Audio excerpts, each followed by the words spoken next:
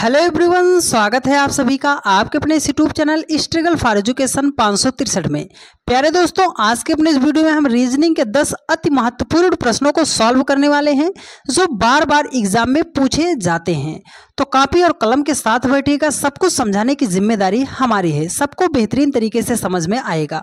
और आज की यह क्लास जो है प्यारे दोस्त, SSC, CGL, CSL, NTPC, group D, railway technician, ALP सभी एग्जाम की दृष्टि से मोस्ट इंपॉर्टेंट है। और जितने टाइप के हम सवालों को सॉल्व करेंगे उतने टाइप के चैप्टर आपका कंप्लीट होता जाएगा। तो यह एक प्रैक्टिस सेट नहीं होगा, इसमें हम पूरा फुल कॉन्सेप्ट और बेहतरीन शॉर्ट ट्रिक सीखेंगे। तो वीडियो को आप पूरा धैर्यपूर्वक अच्छे तरीके से देखने का प्रयास कीजिएगा। तो चलिए हम चलते हैं पहले क्वेश्चन पर। जैसे हमारे सामने ये पहला क्वेश्चन दिया है, ये क्वेश्चन है नंबर एनालॉजी का। तो जब भी नंबर एनालॉजी का क्वेश्चन आता है तो हमें सॉल्व कैसे करना होता है कि यहाँ पे जो पहली संख्या दी गई है उसको जिस प्रकार उसने दूसरी संख्या लिखा है, ये दूसरी संख्या बनाया है, उसी प्रकार इस वाली संख्या को क्वेश्चन मार्क के स्थान पर कैसे लिखेंगे। मतलब सर कि 8 का जो रिलेशन 576 के साथ है वही 4 का रिलेशन क्या होगा। तो कभी भी आपके सामने ऐसा प्रश्न आए तो मेरी एक बात आप हमेशा याद रखिएगा कि जब भी बहुत छोटी संख्या से बड़ी संख्या बनाई जाए, ये बात याद रखिएगा, बहुत इंपॉर्टेंट बात है। मैक्सिमम सवाल तो आपके इसी से सॉल्व हो जाएंगे। जब भी बहुत छोटी संख्या को बहुत बड़ी संख्या बना के लिखेगा तो या तो वहां पे हम स्क्वायर करेंगे या तो वहां पर हम क्यूब करेंगे। ये मेरी दो बातें आप हमेशा याद रखिएगा नंबर एनालॉजी के सवालों को सॉल्व करते वक्त। चलो तो देखो, 8 है, 8 को उसने बनाया है 576, सर बहुत बड़ी संख्या बनाया है। तो चलो एक बार हम स्क्वायर करते हैं, क्यूब करते हैं, ठीक है। 8 का हम कर दिए क्यूब, 8 का क्यूब कितना होता है, 8 अठाई 64 अट्ठे कितना हो जाएगा, 512 हो जाएगा। सर उसने 576 लिखा है, अगर हमें 512 से 576 बनाना पड़े तो हमें कितना करना जोड़ना पड़ेगा इसमें। सर अगर हम 64 जोड़ देते हैं 512 में तो ये हो जाएगा हमारा 576 हो जाएगा, ठीक है। तो अब लॉजिक कहाँ पे लगाएंगे, ये 64 आया कहाँ से, कोई यूनिवर्सल नंबर तो है नहीं। देखो इसी 8 का अगर हम क्यूब कर देते हैं, 8 का अगर हम स्क्वायर कर देते हैं तो 8 अठाम कितना हो जाएगा 64। लॉजिक मिल गया सर, इसी 8 का एक बार हम क्यूब करेंगे, इसी 8 का एक बार स्क्वायर करेंगे और दोनों को हम क्या करेंगे जोड़ देंगे तो हमारा ये 576 हमें मिल गया, ठीक है। तो चलो वही अब नियम अप्लाई करते हैं 4 के साथ। एक बार 4 का क्यूब करेंगे, एक बार 4 का स्क्वायर करेंगे। 4 का क्यूब का मतलब 4 चौके 16 चौके 64 हो जाएगा, 4 का स्क्वायर का मतलब 4 चौके 16 हो जाएगा। दोनों को हम जोड़ेंगे, 64 और 16 को जब हम जोड़ देते हैं तो हमारा हो जाएगा 80। 80 जो है ऑप्शन बी में है और यही आपका राइट आंसर हो जाएगा। उम्मीद करते हैं प्यारे दोस्त बहुत ही बेहतरीन तरीके से आपको सारी बातें समझ में आई होंगी। यदि आपको थोड़ा सा भी डाउट है तो नंबर एनालॉजी की एक प्रॉपर्टी पे हमने वीडियो बना दिया है, उसका लिंक आपको नीचे दे देंगे, उस वीडियो को आप देख लीजिएगा। जिंदगी में आपका कभी भी क्वेश्चन गलत नहीं होगा, उसका लिंक नीचे देंगे, इस वीडियो के बाद उसको आप देख लीजिएगा, ठीक है। हर एक बच्चा जिसको आज तक कहीं पर भी समझ में नहीं आया है वो व्यक्ति जो है नंबर एनालॉजी की अगर वो वीडियो देख लेता है तो दोबारा कभी भी गलत नहीं होगी, उसका लिंक नीचे प्रोवाइड करेंगे, ठीक है। चलिए नेक्स्ट क्वेश्चन पर चलते हैं। एक सिंपल सा क्वेश्चन, इसका जवाब कौन कौन देगा सही सही, ठीक है। देखिए कह रहा है कि ध्वनि है, कान है, खुशबू है, क्वेश्चन मार्क है। तो ध्वनि का जो संबंध कान के साथ है वही खुशबू का संबंध किसके साथ होगा। तो सर ध्वनि का संबंध कान से कैसे है, मतलब ध्वनि अगर हमें सुनाई देती है, आवाज हमें सुनाई देती है तो हम किससे सुनते हैं, सर कान से आवाज को, ध्वनि को हम सुनते हैं, ठीक है। तो ये खुशबू है ना, तो खुशबू ये वो खुशबू नहीं है जो आप समझ रहे हो। खुशबू का मतलब लड़की वाला खुशबू नहीं है, नहीं तो खुशबू का पति ढूंढो इसमें, है ना, तो वो नहीं मिलेगा। ये खुशबू महक वाला है। अगर हमें कोई चीज महक रहा है या बदबू दे रहा है, गंध फैला रहा है, वो हमें किस चीज से पता चलता है। तो आप कहोगे सर हमारी ये नाक है ना, क्या है, नाक है, नाकों से ही तो हमें पता चलता है कि कोई चीज खुशबू कर रही है या बदबू कर रही है। तो नाक इसका क्या हो जाएगा, करेक्ट आंसर हो जाएगा ऑप्शन ए, ठीक है। चलिए अगले क्वेश्चन पर चलते हैं। अब यहां से धीरे धीरे आपके क्वेश्चन का लेवल बढ़ेगा, थोड़ा ध्यान से आप अब समझने का प्रयास कीजिएगा। देखिए ये क्वेश्चन है लेटर एनालॉजी का। तो कह रहा है कि जिस प्रकार पी ओ के को HLM लिखा गया है उसी प्रकार ORT को क्या लिखा जाएगा। मतलब POK का जो रिलेशन HLM से है वही ORT का रिलेशन किसके साथ होगा। तो जब भी हमारे सामने लेटर का क्वेश्चन आए तो हमें लेटर का प्लेस वैल्यू पता होना चाहिए। अब ये मत करना कि जब आप एग्जाम देने जाओ तो आप वहाँ पे A का 1, B का 2, C का 3 लिखने बैठ जाओ। नहीं, आपको मुज़बानी याद होना चाहिए, जुबान पर याद होना चाहिए। ठीक है, चलिए अगर आपको याद ना होता हो लेटर का प्लेस वैल्यू तो आप कमेंट कर दीजिएगा, गजब की शॉर्ट ट्रिक देंगे, एक ही बार में आप याद कर ले जाओगे। ठीक है, देखिए तो चलो इनका प्लेस वैल्यू लिखते हैं। P कितने नंबर पे आता है सर? 16 नंबर पे आता है। O हमारा 15 नंबर पे आता है। K हमारा 11 नंबर पे आता है। अब यहाँ पे लिखा है HLM, तो H का कितना होता है? 8 होता है। L का कितना होता है? 12 होता है। यल का 12 होता है। देखो यहाँ पे हमने गलती कर दिया, ये देखो यहाँ पे क्या है? HLM है। H का कितना होता है? 8 होता है। यल का होता है 12, यम का होता है कितना? 13 होता है। अब इसका लॉजिक अगर हम ढूंढें, अगर इधर से हम ढूंढ रहे हैं इधर से, तो सर 16 का आधा हो सकता है, या 16 में से अगर हम 8 माइनस कर दे तब 8 आएगा। लेकिन 15 से हमें 12 बनाना है तो यहाँ पर 3 माइनस करना पड़ेगा। 11 से 13 बनाना है तो +2 ऐड करना पड़ेगा। कोई लॉजिक हमें मिल ही नहीं रहा है सर, लॉजिक नहीं मिल रहा है। तो चलो लॉजिक बनाते हैं कि इसका लॉजिक कहाँ पर छुपा है। ठीक है, देखो आगे से नहीं मिला तो पीछे से ढूंढो। अगर इसको हम ऐसे देखें, इसको इस लॉजिक से अगर हम ढूंढ रहे हैं तो 11 से अगर हमें 8 बनाना है तो 3 माइनस कर देंगे। 15 से अगर हमें 12 बनाना है तो 3 माइनस कर देंगे। 16 से अगर हमें 13 बनाना है तो 3 माइनस कर देंगे। लॉजिक हमें मिल गया कि सर सभी संख्याओं के प्लेस वैल्यू से हमने क्या किया है? 3 माइनस किया है। तो चलो इसका लिखते हैं। देखो O आता है 15 नंबर पे, R आता है 18 नंबर पे, T आता है 20 नंबर पे। करना कैसे है? जो सबसे लास्ट में है उसको सबसे पहले, जो सबसे पहले है उसको सबसे लास्ट में, जो बीच में है वो बीच में। तो 20 में से अगर हम 3 माइनस करेंगे तो हमारा हो जाएगा 17। 18 में से 3 माइनस करेंगे तो हो जाएगा हमारा 15, और 15 में से अगर हम 3 माइनस करेंगे तो हो जाएगा हमारा 12। क्यू पे कौन सा, 17 पे कौन सा लेटर आता है? तो आप कहोगे सर क्यू आता है। 15 पे कौन सा आता है? आप कहोगे सर ओ आता है। 12 पे कौन सा लेटर आता है? आप कहोगे सर यल आता है। तो QOL जो है ऑप्शन डी में है और यही आपका राइट आंसर हो जाएगा। उम्मीद करते हैं प्यारे दोस्त बहुत ही बेहतरीन तरीके से आपने सीखा होगा। ठीक है, चलिए नेक्स्ट क्वेश्चन पर चलते हैं। अगला क्वेश्चन बहुत ही बढ़िया क्वेश्चन है।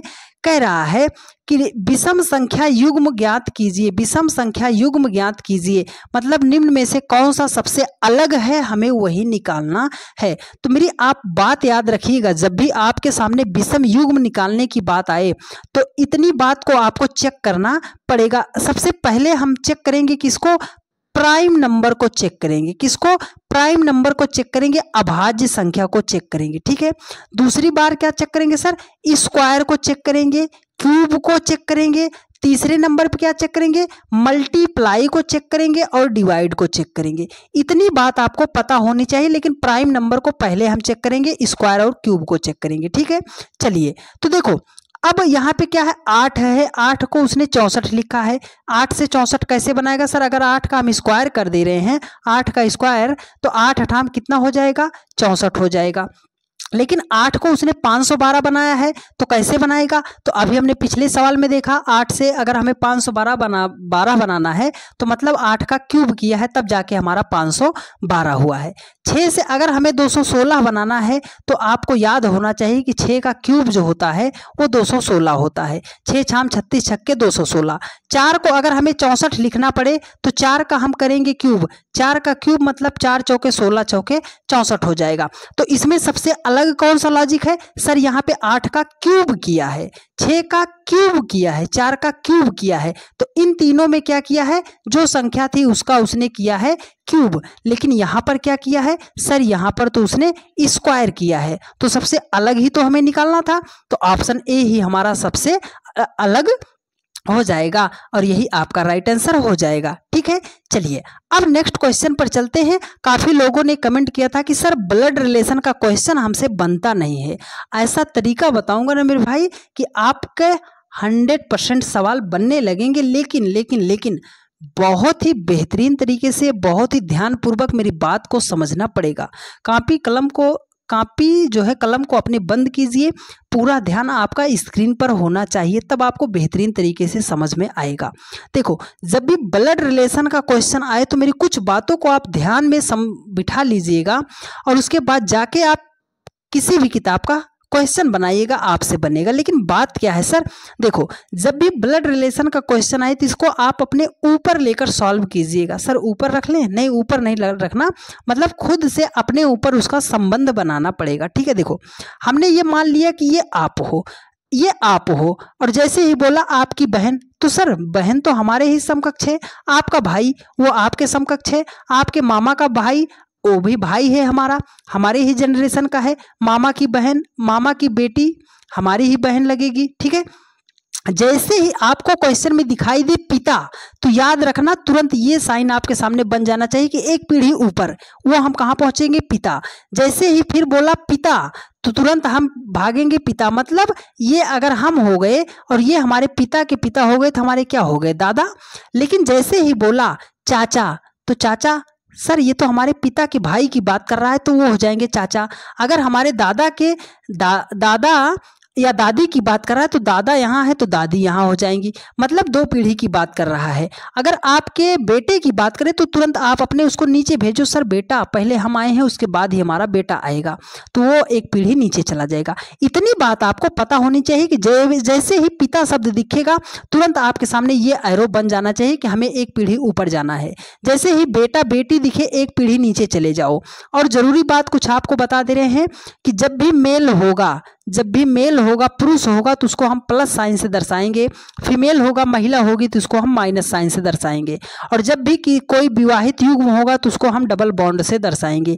ये साइन हमने इसलिए लिखा है अपनी सुविधा के लिए कि हम क्वेश्चन को पहचान सके कहाँ पे कौन सा बॉन्ड है। ठीक है, चलो सॉल्व कर दे। देखो कह रहा है कि ए जो है ए, यदि ए बी की पत्नी है तो ए जो है बी की पत्नी है, यहाँ पे हमने लिखा ए को, ये ए जो है ना ये बी की पत्नी है, ए बी की पत्नी है, तो इसको हम माइनस से दर्शा दिए, इसको प्लस से दर्शा दिए। पत्नी है मतलब दोनों पति पत्नी है, विवाह हुआ था, हमने क्या बताया, जब भी आएगा तो हम ऐसे ग्राफ बना देंगे। ठीक है, अब देखो कह रहा है कि सी जो है बी और डी का पिता है, ये सी पिता है किसका? बी और डी का। पिता की बात किया, यहाँ पे बी आ गया पिता, सर तुरंत एक पीढ़ी ऊपर भागेंगे हम, ये है पिता।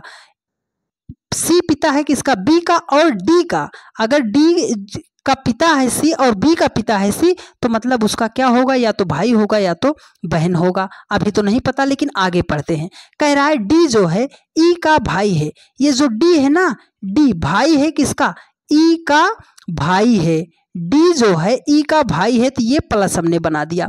देखो, और ई जो है एम की इकलौती बेटी है, ये ई जो है ना ये बेटी है, बेटी। जैसे ही बेटी हमने देखा कि सर एक पीढ़ी नीचे जाना है, किसकी बेटी है? एम की बेटी है, तो यम ऊपर जाएगी तभी तो ये बेटी बनेगी। मतलब ई जो है एम की बेटी है, तो यम जो है इसकी क्या है? या तो माता होगी या पिता होगी।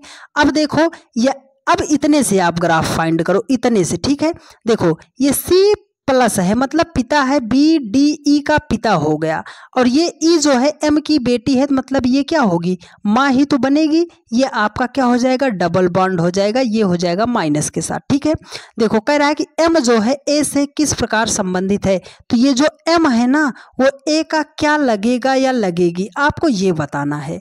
तो देखो सर ये पत्नी है, ये पत्नी है, ये इसका पति है, और ये पति के पिता हैं, और ये इसकी पत्नी है, तो क्या हो गई? आप हो, हमने क्या बता, अपने ऊपर लो, ये आप हो गए। ठीक है, ये आपकी मम्मी हो गई, है ना, आपकी मम्मी हो गई, ये आपकी पत्नी हो गई। तो आपकी मम्मी जो है आपकी पत्नी की क्या लगेंगी? आप बोलोगे सर सासू मैया लगेंगी। क्या लगेंगी? सासू माँ लगेंगी। लेकिन ऑप्शन में तो सास कहीं लिखा नहीं गया है, तो क्या लिखेंगे? वो बोलेगा देखो ए जो है बी की पत्नी है, तो ए बी जो है क्या है? पति है, पति की ये क्या है? माँ है, तो पति की माँ ऑप्शन ए में दिया है, और यही आपका राइट आंसर हो जाएगा। उम्मीद करते हैं बहुत ही बेहतरीन तरीके से आपने सीखा होगा। यदि आपको सारी बातें समझ में आई हैं और यदि आपने अभी तक चैनल को सब्सक्राइब नहीं किया है तो चैनल को सब्सक्राइब कर लीजिए और वीडियो को अपने उन सभी दोस्तों के पास शेयर कर दीजिए जिनके भी रीजनिंग में दिक्कत होती है। और आप सभी लोग एक प्यारा सा कमेंट करके ज़रूर बता दीजिएगा कि नेक्स्ट टॉपिक पे आपको किस टॉपिक पे वीडियो चाहिए। एनटीपीसी के लिए हम विशेष क्लास लाने वाले हैं। प्रैक्टिस सेट बस 10 प्रैक्टिस सेट कराएंगे, 10 में से क्वेश्चन आपके एग्जाम में फंसाएंगे। 100% क्वेश्चन फंसेगा। लेकिन अगर आपने अभी तक चैनल को सब्सक्राइब नहीं किया है तो चैनल को सब्सक्राइब करके डेली के रात 8:45 पर जुड़ते रहिए। कोई ऐसा सेशन मिस मत कीजिए क्योंकि आपको इससे बेहतरीन क्लास कहीं पर मिलने वाली नहीं है। देखिए, कह रहा है कि किसी निश्चित कोड भाषा में ऑरेंज को BSPFHO के रूप में लिखा गया है और इनकम को DOJFNP के रूप में लिखा गया है। उसी भाषा में पेरेंट को किस प्रकार लिखा जाएगा। तो जब भी हमारे सामने कोडिंग डिकोडिंग का सवाल आए तो हमें इनका प्लेस वैल्यू पता होना चाहिए। लेकिन उससे भी पहले ज़रूरी बात है कि एक बार इन वर्ड को आप ज़रूर मिला लीजिएगा। क्या वही वर्ड हैं जो आगे पीछे करके लिखे गए हैं? सर ORANGE है, इसमें तो कहीं ए लेटर मिल ही नहीं रहे हैं। नहीं मिल रहे हैं तो आपको प्लेस वैल्यू पता होना चाहिए। तो चलो प्लेस वैल्यू इनका लिखते हैं। ORANG है ना, तो देखो O आता है 15 नंबर पे, R आता है 18 नंबर पे, A आता है 1 नंबर पे, N आता है 14 नंबर पे, G आता है 7 नंबर पे, E आता है 5 नंबर पे। अब इसका प्लेस वैल्यू लिखते हैं। B आता है 2 नंबर पे, S आता है 19 नंबर पे, P आता है 16 नंबर पे, F आता है 6 नंबर पे, H आता है 8 नंबर पे, O आता है 15 नंबर पे। अब इसमें हमें लॉजिक ढूंढना है कि 15 को उसने 2 कैसे लिखा, 18 को 19 कैसे बनाया, 1 को 16 कैसे बनाया, तो किया कैसे गया है, हमें ये चीज इसमें हमें फाइंड आउट करना है। ठीक है, तो चलो देखते हैं। अगर 15 से 2 बनाना है तो क्या करेंगे सर, 13 माइनस करेंगे। ठीक है, तो अब इसमें देख लो, एक एक लेटर चेक करके आप देख लो। यहाँ पे 9 है, 9 से अगर हम 13 माइनस करेंगे सर हम तो माइनस में चले जाएंगे। तो मतलब ये कॉन्सेप्ट तो नहीं लगा कि माइनस लिखा गया है। पीछे से पहले लेटर को चेक कर लो। 5 है, 5 से 2 अगर बनाया जाएगा तो 3 माइनस करेगा। तो यहाँ पे क्या है सर, 5 है, 5 में से 3 माइनस करेंगे 2 आएगा। लेकिन यहाँ पर 2 पे तो B आता है लेकिन उसने D लिखा, मतलब पीछे से भी लॉजिक हमारा फेल हो गया। तो अब हम क्या करेंगे, अब हमें करना क्या है। अब हम परेशान हो गए सर कि अब तो हमारा लॉजिक ही नहीं मिल रहा है। तो लॉजिक आप देखो ध्यान से, अगर देखो, अगर इसको हम देखें सर 15 है, 15 को अगर हम यहाँ कर दे रहे हैं 16 हो जाएगा, 1 को अगर यहाँ कर दे रहे हैं 2 हो जाएगा, 18 को अगर हम ऐसे कर दे रहे हैं 19 हो जाएगा, 5 को अगर इधर कर रहे हैं तो 6 हो जाएगा, 14 को इधर कर रहे हैं तो 15 हो जाएगा, 7 को ऐसे कर रहे हैं तो 8 हो जाएगा। मतलब क्या किया है कि देखो ये पैटर्न आपको याद हो जाना चाहिए। +1 किया है, +1 किया है, +1 किया है। ठीक है, पैटर्न आपको पता चल गया कि जो तीसरे नंबर पे था उसको उसने पहले नंबर पे लिख दिया, जो दूसरे पे था उसको दूसरे पे कर दिया, जो पहले पे था उसको तीसरे नंबर पे कर दिया। तो पैटर्न आपको पता चल गया। तो चलो अब हम अप्लाई करते हैं। ठीक है, अब इसको नहीं चेक करेंगे, वही पैटर्न हमें मिल गया है। तो अब चलो हम पेरेंट को चेक करते हैं। देखो, तो P का आपका आता है 16, A का आता है 1, R का आता है 18, E का आता है 5, N का आता है 14, T का आता है 20। तो हमने क्या बताया, यही पैटर्न हमें मिल रहा था, यही पैटर्न मिल रहा था, यही पैटर्न मिल रहा था। आपने ध्यान से देखा होगा। सब में +1 करना है। देखो 18 है, 1 प्लस कर दो क्या हो जाएगा 19, 1 है +1 कर दो 2, 16 है 1 प्लस कर दो कितना हो जाएगा 17, 20 है क्या हो जाएगा 21, 14 है हो जाएगा 15, 5 है हो जाएगा 6। अब इसको हमें प्लेस वैल्यू लिख देना है। 19 किस नंबर पे आता है सर, S, 2 आता है B पे, 17 पे आता है Q, 21 पे आता है U, 15 पे आता है O और 6 पे आता है, 6 पे आता है आपका F। ठीक है, F हो गया। अब SBQUOF, SBQUOF ऑप्शन डी में दिखाई दे रहा है और यही हमारा राइट आंसर हो जाएगा। उम्मीद करते हैं बहुत ही बेहतरीन तरीके से आपको सारी बातें सीखने को मिली होंगी। ठीक है, चलिए नेक्स्ट क्वेश्चन पर चलते हैं। और अगला क्वेश्चन है इनपुट आउटपुट का। बढ़िया सवाल है, एक ही सवाल से इस टाइप के सभी सवाल को आपको सॉल्व करना बता देंगे। देखो कह रहा है कि एक निश्चित कूट भाषा में 321 का अर्थ हॉट ब्रांडेड मिल्क है, 653 का अर्थ है नाइस हॉट डे है, 985 का अर्थ डे एंड नाइट है। तो उसी कूट भाषा में नाइस का क्या कूट है, मतलब नाइस को क्या लिखा जाएगा। तो दो बातें मेरी आप हमेशा याद रखिएगा। बातें कौन सी है सर? पहली बात है कि हमें हमेशा कॉमन ढूंढना है। क्या ढूंढना है? कॉमन ढूंढना है। कॉमन का मतलब कोई ऐसी संख्या जो दो जगह पे कम से कम मिल रही हो या दो से अधिक जगहों पर मिलती हो, उसे हम बोलते हैं कॉमन। दूसरी बात क्या है सर? एक तो हम मैथ में देख लेंगे, गिनतियों में देख लेंगे कॉमन क्या मिल रहा है, और वही हम देखेंगे लेटर में, इंग्लिश में देखेंगे कि कौन सा लेटर कॉमन मिल रहा है। इतनी बात आपको अगर पता है तो इसका सवाल आप विद इन सेकेंड में सॉल्व कर ले जाओगे। तो चलो अब बताते हैं। देखो अगर हम पढ़ते हैं कि एक निश्चित कूट भाषा में 321, अगर हम इस गणित वाले को देखते हैं 321 है, आगे देखो 653 है, आगे देखो 985 है। अगर इन दोनों में हम देखें कोई ऐसी संख्या जो दोनों जगह पे कॉमन है, आप कहोगे सर 3 2 1, यहाँ पे है 6 5 3, दोनों में कौन सा अगर लेटर अक्षर कॉमन मिल रहा है, आप कहोगे 3, तो 3 को हमने लिख दिया। अब यही चीज आपको इस वाले में और इस इंग्लिश वाले में देखना है कि इंग्लिश में कौन सा वर्ड आपको कॉमन दिखाई दे रहा है। तो यहाँ पे सर है हॉट ब्रांडेड मिल्क, यहाँ पे है नाइस हॉट डे, दोनों में कॉमन क्या मिला सर? हॉट हमको कॉमन मिल गया। तो मतलब 3 का मतलब क्या उसने लिखा है? हॉट लिखा है। ठीक है, अब देखो, अब इसमें और इसमें अगर हम देखते हैं तो यहाँ पे देखो 6 5 3 है, 9 8 5 है, तो दोनों में कॉमन क्या मिला सर? ये 5 हमको कॉमन दिखाई दे रहा है। तो चलो हमने 5 को लिख लिया। ठीक है, अब इंग्लिश में वही चीज हम मिलाएंगे। यहाँ पे देखो क्या है? Nice hot day, day and night, common क्या मिल गया आपको? डे कॉमन मिल गया। क्या मिल गया? डे कॉमन मिल गया। तो 5 का मतलब क्या हो जाएगा कि 5 को उसने किसी कूट भाषा में डे लिखा है। अब देखो, अब हमें नाइस का ढूंढना है। तो सबसे पहले नाइस मत ढूंढो, ये ढूंढ लो कि 3 5 आपका कहाँ लिखा गया है। 3 5 कहाँ लिखा गया है? सर यहाँ पर 5 तो था लेकिन 3 नहीं था, यहाँ पर 3 था लेकिन 5 नहीं था, 3 5 दोनों हमें ढूंढना है। सर 5 और 3 यहीं पर तो लिखा गया था। तो देखो 5 3 है, तो 3 के स्थान पर क्या है? हॉट, तो 3 के स्थान पर हमने हॉट को कट कर दिया। 5 के स्थान पर डे है, हमने डे को कट कर दिया। यहाँ पे 5 3 को कट कर दिया तो एक लेटर बचा 6, तो 6 के लिए उसने क्या लिखेगा? नाइस लिखेगा। 6 के लिए उसने क्या लिखेगा?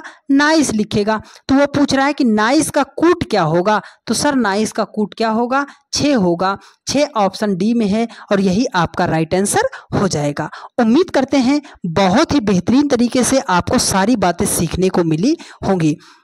ठीक है, चलिए अब नेक्स्ट क्वेश्चन पर चलते हैं। अगला सवाल और बहुत ही बेहतरीन सवाल है नंबर सीरीज का। मेरी बातों को आप बहुत ही गहराई पूर्वक समझिएगा मेरे भाई। बड़ा सवाल आप विद इन सेकंड में सॉल्व करना सीख जाओगे यदि आप हमारी सारी बातों को अगर ध्यान से सुनते चलोगे। देखो कह रहा है कि निम्नलिखित श्रृंखला में अगली संख्या क्या होगी, मतलब क्वेश्चन मार्क के स्थान पर कौन सी संख्या होगी।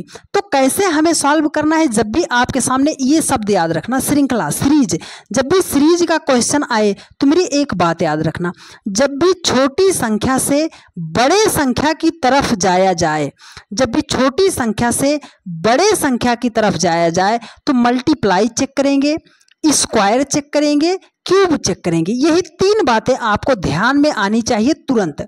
जब भी छोटी संख्या से बड़े संख्या की तरफ जाया जाए तो मल्टीप्लाई चेक करेंगे, स्क्वायर चेक करेंगे, क्यूब चेक करेंगे, लेकिन सबसे पहले जो चेक करेंगे वो मल्टीप्लाई चेक करेंगे। तो चलो अब सॉल्व कर देते हैं इस क्वेश्चन को। देखो 6 है, 15 है, 42 है, क्वेश्चन मार्क है, 366 है, 1050 है। सर छोटी से बहुत बड़ी की तरफ गया है तो मल्टीप्लाई करके चेक करते हैं। देखो अगर 6 से हमें 15 बनाना है और मल्टीप्लाई करना है तो हम कैसे कर सकते हैं सर?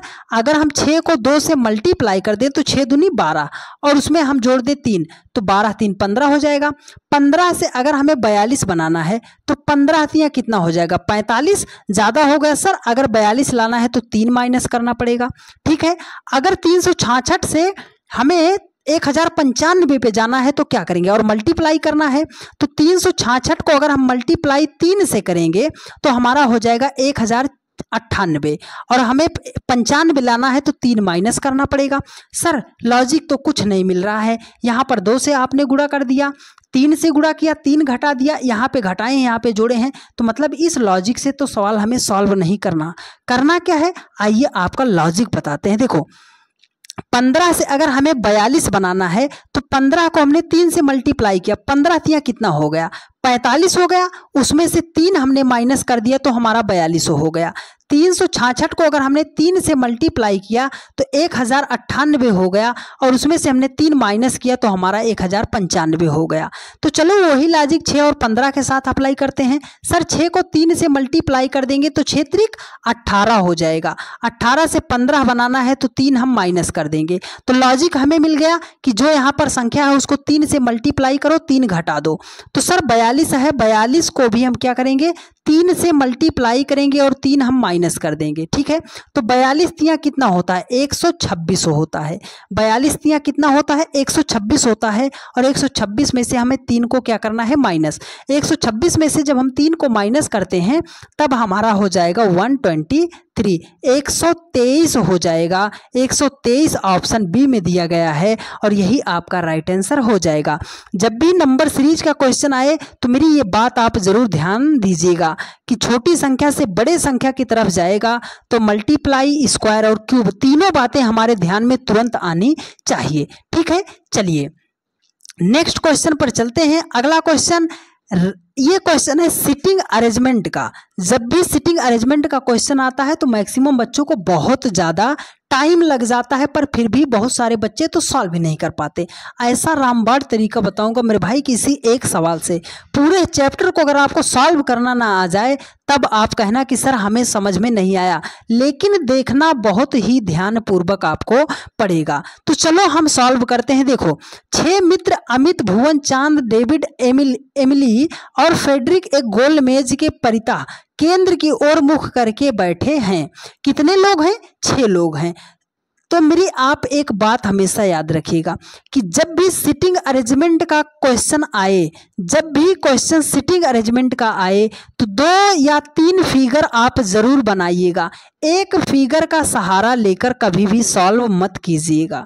ठीक है, हाँ इसमें 2 केस होते हैं। अगर अंदर की तरफ मुंह करके बैठे हैं तो अंदर की तरफ कर देंगे, बाहर की तरफ मुंह किए हैं केंद्र से तो बाहर की तरफ बैठा देंगे कि ये केंद्र है। ठीक है, ये मेज हो गया। अगर सब इधर की तरफ देख रहे हैं, सभी लोग जो है अंदर की तरफ देख रहे हैं, 2 ही केस होगा, या तो अंदर की तरफ देखेंगे या तो ऐसे मेज है सभी लोग क्या कर रहे हैं, बाहर की तरफ देख रहे हैं। यहां से एक जरूरी बात बता रहे हैं, जरा ध्यान से समझिएगा। ये सेंटर है, ये सेंटर है। देखो ये हो गया। अगर ये अंदर की तरफ मुंह करके बैठे हैं तो ये जो व्यक्ति यहाँ बैठेगा ये हमारे का समकक्ष होगा, कि मतलब जिधर को हम देख रहे हैं वो उधर को ही देख रहा है।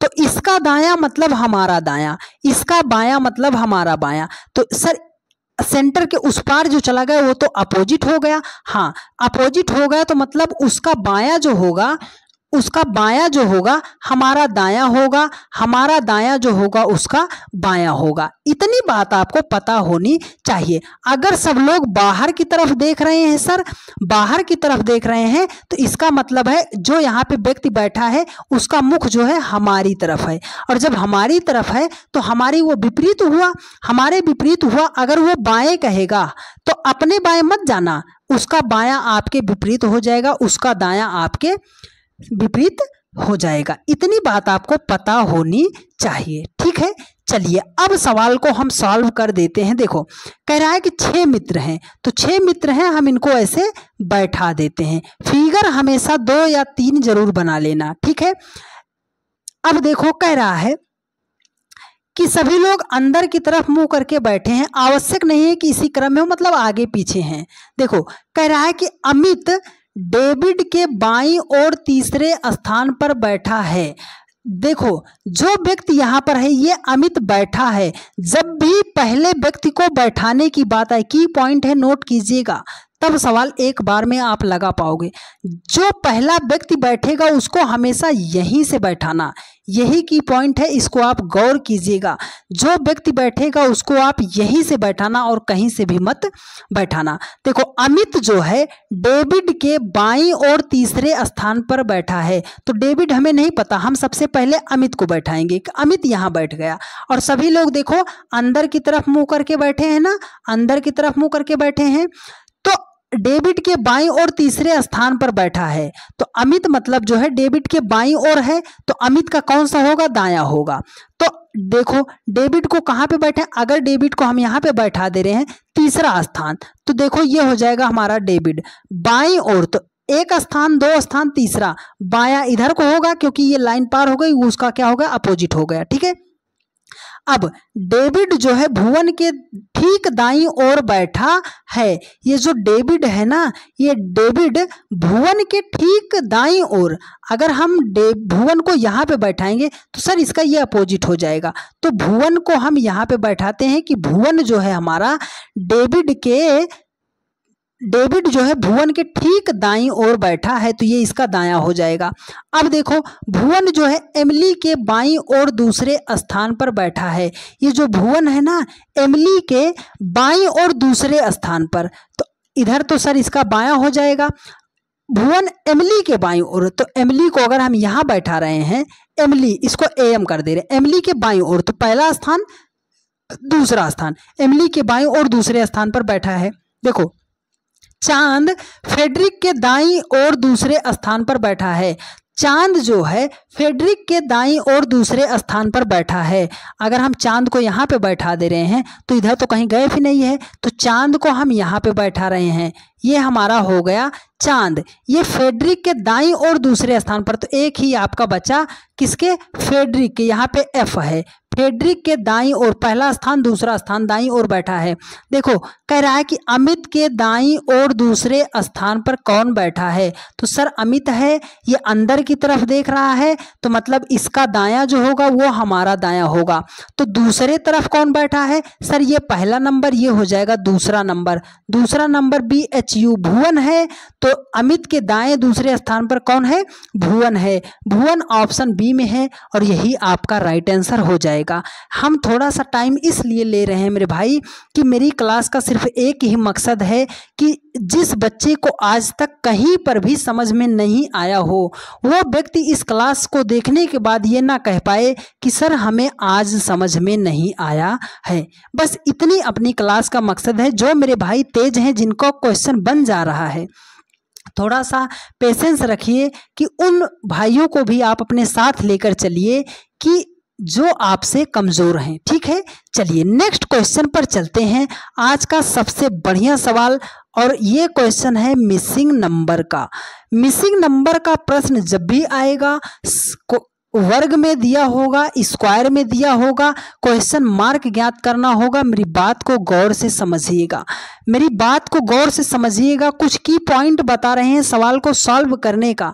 अगर सवाल के पीछे भागोगे तो सवाल दुनिया में लाखों अरबों पड़े हैं, नहीं कर पाओगे। लेकिन अगर लॉजिक के पीछे भागोगे तो एक सवाल से आप हजारों सवाल सॉल्व कर ले जाओगे। तो लॉजिक आप याद रखिएगा कि जब भी ऐसे वर्ग में सवाल आए तो जिधर को संख्या बड़ी दी गई होगी उधर को ही हमें सवाल को सॉल्व करना पड़ेगा। करना क्या है, जिधर संख्या बड़ी दी गई होगी उधर को ही हमें सवाल को सॉल्व करना है। और दूसरी बात,